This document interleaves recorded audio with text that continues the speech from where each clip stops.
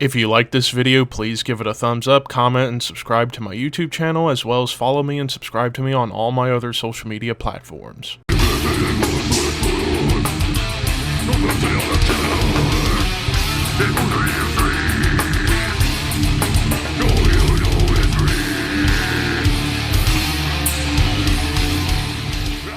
What's up, Thrashers, and welcome back once again to the Thrash Maniac 99 YouTube channel, and I am back with another album review for you guys. And, well, we're talking about another big one to come out in 2023, but as far as death metal, easily the biggest release to come out this year, and that is, of course, Cannibal Corpse with Chaos Horrific. This comes out on September 22nd on, what else but Metal Blade Records, and this is their 16th, count it, 16th studio album. This band has been consistently going strong since Eaten Back to Life in 1990, and I'm a pretty big fan of this band, one of my all-time favorite classic death metal bands, maybe proto-brutal death metal, you could argue, but yeah, when I heard that they were already going to have a new album out, after all, it's been a little bit over 2 years since Violence Unimagined came out, which was a beast of an album, one of the best in the Corpse Grinder era. So I was thinking, okay, so this is the second release with Eric Rutan on guitars. I was going to be curious to hear how much more he got to be involved with the songwriting this time around, as opposed to Violence Unimagined, where Eric was only credited songwriting-wise for, I think, like 2 or 3 songs. So I think he's got more songwriting on this album, and it definitely shows, and I'll talk about that. But we kick things off with Overlords of Violence, killer bass line right out of the gate, and then you get into one of the main formulas that's going on with this album, that's thrashy brutality. Like, instead of playing constant blast beats or all the time triplet chugging, they were going for more like fast thrash metal influence, kind of like going back to their old influences of, you know, Creator, Sodom, Possessed, Early Death, Slayer, Sepultura, among many others that inspired them to play that more thrashy type of style. Really, it's this album, top to bottom, for the most part, you get like a measure or two of like thrashy death metal, very much in the vein of like the early death metal bands from the mid to late 80s. So yeah, that's one of the big things going on with this album. It's just fast the whole way through for the most part, except for certain sections. But yeah, Overlords of Violence, sinister melodies, and that's going to be a kind of a nice little secret weapon you're going to hear across the board on this album, is that you'll get an occasional melody trickled into the riffs here and there. And it starts off with a bang with this track. Frenzied Feeding starts off on that more thrashy note, but there's like grisly tremolo riffs going on here, and even a little bit of dissonance. And dissonance is not something I would associate with Cannibal Corpse all that much, but there are a couple of songs where you do get like a little bit of dissonance in the guitars, but it's mostly faintly heard in the background, more or less to add a mood to the songs. Like, dare I say, in terms of like mood and, dare I say, atmosphere, top to bottom, this album probably has had more mood and atmosphere than most Cannibal Corpse albums over the last decade, I would say. Well, I would say aside from perhaps Torture, like Torture kind of had a little bit of like an atmospheric touch on a couple of tracks, but yeah, there's a little more mood and atmosphere going on with this album. And then, of course, Frenzied Feeding also brings in triplet chugs. And triplet chugs is not heard a lot on this album. Like, I would say they mostly pop up in Frenzied Feeding, the title track, Chaos Horrific, Pitchfork Impalement has a little bit of like this like trade-off between the thrashy energy and a little bit of a triplet chug kind of alternating. And then as far as like any other triplet patterns, they're mostly kind of in more of almost, dare I say, Death Doom type. Like, especially on Frenzied Feeding, like these triplet chugs are almost in a doomy context. Summoned for Sacrifice, the following track, which was the second single, I actually didn't listen to it until listening to the album. It's got some like cool tension building with the guitars, almost like Slayer, I would say. And then you get into this thrashy brutality again, but with more melodic, sinister tremolos, kind of like Morbid Angel.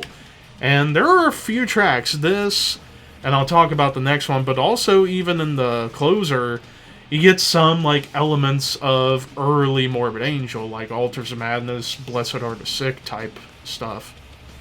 But even Summon for Sacrifice, there's one little thing on here that doesn't really appear that much on this album, and that's galloping rhythms. Like, almost like a brutal death metal version of Iron Maiden was what I kind of got whenever I heard this galloping rhythm on Summon for Sacrifice. But then we get into the first single and one of my favorite songs on the album, Bloodblind. I just love the way it starts with this, like, doomy triplet march with evil tremolos, very much like Morbid Angel, which helps that Eric Rutan was in Morbid Angel for a couple of albums, Domination and Gateways to Annihilation, for those who weren't sure. But, yeah, this song, solid grooves throughout. The guitars are rather moody, especially towards the back half of the song. And then we get into Vengeful Invasion, which was the longest track of the album at about 4 minutes 44 seconds. You get some, like, sweet guitar play in the beginning, which, dare I say, brings in a tiny bit of a prog vibe with... You'd have to listen to the guitar work at the beginning of Vengeful Invasion. You'll understand what I mean by it having a bit of a proggy kind of context to it, though it's still really brutal. But it's Riff City and Chug City. Like, this was another one of my favorites on the album. And even some of the chugs going on here remind me a little bit of Suffocation. But the bridge brought me back to The Bleeding, like the song An Experiment in Homicide in particular, with the bridge. The title track, one of the thrashiest tracks on the album, more machine gun riffs as opposed to like the death metal tremolos. And there's even some D beats, and it made me think of Sodom a little bit. And then, dare I say, punky riffs kind of come in out of nowhere. And of course, Triplet Chugs, one of the other tracks where you get some triplet chugging going on. Now, this song, Fracture and Refracture, nasty tremolos. There's some pinch harmonics. I think this is the only song where you really get pinch harmonics, but some cool riff phrasing going on here. And then this also starts a bit of a thing that happens in a good chunk of the second half of the album, and that's double time stomps. Kind of like that bolt thrower vibe getting brought in, but it's done in the way of Cannibal Corpse. Pitchfork Impalement, very thrashy, some triplet chugging. Like I said, it alternates between the two. And this is the only song where blast beats show up. Like, you had plenty of blasts on Violence Unimagined, but here, this is the only track you get blast beats. And not that you need blast beats on every track, but it was really cool to hear a blast beat come in on this track. Plus some sinister riffs. The breakdown on this song made me think a little bit of Slayer. Just a little bit. Now this one, Pestilential Rictus, double time stomps to begin. You get a little bit more technical riffing. Like, there was a part towards the beginning of the song that I immediately thought of Decapitated Spheres of Madness a little bit. Chugging, there's even an off-time pattern that again brings in just a little hint of a progressive feel. And then we get to the closing track, Drain You Empty. Sinister tremolo riff with a doomy rhythm, again in that vein of Morbid Angel. And I love the tension building. Like, it goes through a lot of peaks and valleys in the tension building, but into thrashy rhythms and like chuggy, thrashy death metal guitars. And then the breakdown here, palm muted guitars, little bit of dissonance, but it's very dark. Now, of course, the breakdowns across the board on this album are going to be quite brutal.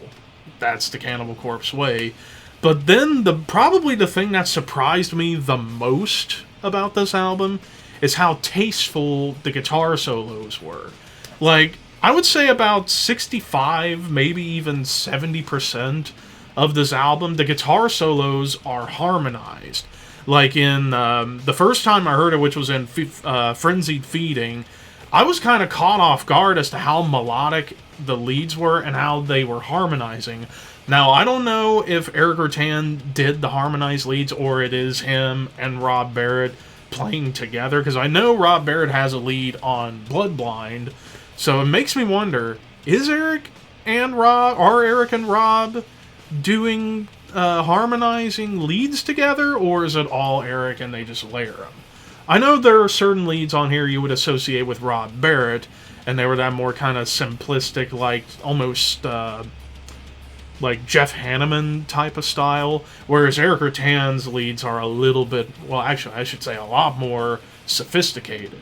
After all, being in his own band, Hate Eternal, which have some really sophisticated guitar solos. But yeah, I just love how in Frenzied Feeding, Summoned for Sacrifice, the title track, Fracture and Refracture, excuse me, and yeah, those were, and maybe a little bit on Drain You Empty, you get harmonized leads, which I would not have expected to hear on a Cannibal Corpse album, but it just goes to show you that the inclusion of Eric Rutan is really beneficial to Cannibal Corpse overall, and that they can spread their gory wings a little bit, those veiny, like dick-skinned wings of skin, and just spread them out and just explore a little bit. So I have to commend the band. They did experiment a little bit, mostly with the guitar solos, and even experimenting with mood and a little bit of atmosphere. Granted, you still get the token Cannibal stuff, like the thrashiness, some of the chugging, triplet sections here and there, and little hints of technicality on Pestilential Rictus. But I do like how they were able to like explore, like I said, with mood, atmosphere, but most importantly, the guitar solos. So overall, as far as a score, I don't think it's as strong as Violence Unimagined, because this is a very different album. But I would say this is still a great album nonetheless. I'm going to give this one 9 out of 10, whereas I think I almost gave a perfect score to Violence Unimagined. But yeah, this one, just not as good, but definitely more exploratory. And I think that's the thing that really made this album stand out, is the fact that they were able to explore just a little bit within their sound by incorporating harmonized leads and little hints of mood building and little bits of atmosphere. But yeah, 9 out of 10. But of course, this is all just my opinion. What did you guys think of Chaos Horrific by Cannibal Corpse? Let me know in the comments below. And until next time, keep your horns high and your dreams wet.